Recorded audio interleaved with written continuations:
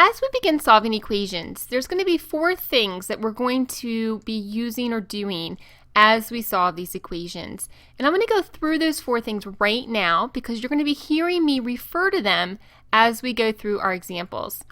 The first thing is your ultimate goal. Your ultimate goal is to get the variable by itself on one side of the equation. And all that means is that you want your variable to equal, and then for this part, a numerical answer. So you want it to be x equals something. That's our goal. So in order to achieve that goal, we're going to have to eliminate terms on one side of the equation. And in order to eliminate a term on one side of the equation, you have to use the opposite mathematical operation. So this is the key word here, opposite. We're going to be using opposites to get rid of terms as we solve our equations.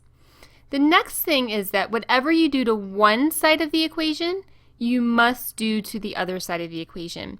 This is what I call the golden rule for solving equations, because you have to keep your equations balanced. And in order to keep them balanced, you have to do whatever you do to one side, you have to do to the other. The last thing is to always check your answer by substituting the value back into the original equation. And that's just to make sure that your answer is correct. So let's go through these four things as we look at one example.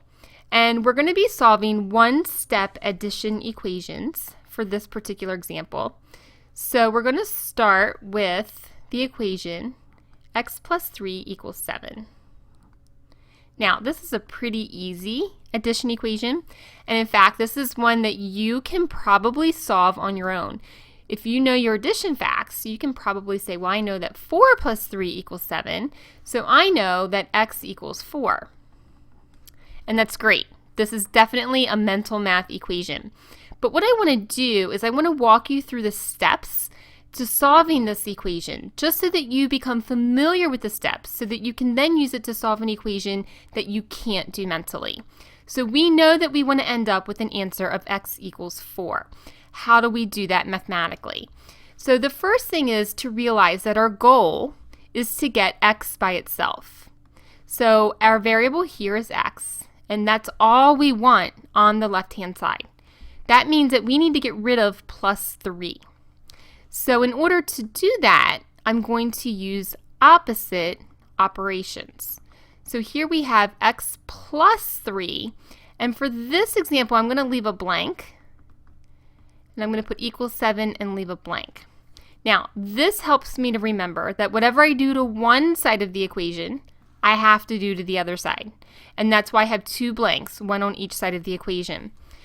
Then what I have to do is fill in those blanks with something that happens to be the opposite of what I'm trying to get rid of. So this is plus 3. The opposite of plus is minus. So I'm going to subtract 3 from both sides of the equation. Notice that since I subtracted 3 here, I did the exact same thing on the right-hand side. Now the reason I did this is because 3 minus 3 is 0. That's basically how I eliminate that on the left-hand side, because now I have x plus 0 equals 7 minus 3, which is 4. I know that x plus 0 is just x. So that leaves me with x equals 4. And remember, we knew that x equaled 4, and that's what we wanted our final answer to look like. And that's how we do it mathematically, because not every equation is going to be an equation that you can use mental math. You have to know these steps of whatever you do to one side, you do to the other, and you must use opposite operations in order to eliminate terms to get the variable by itself.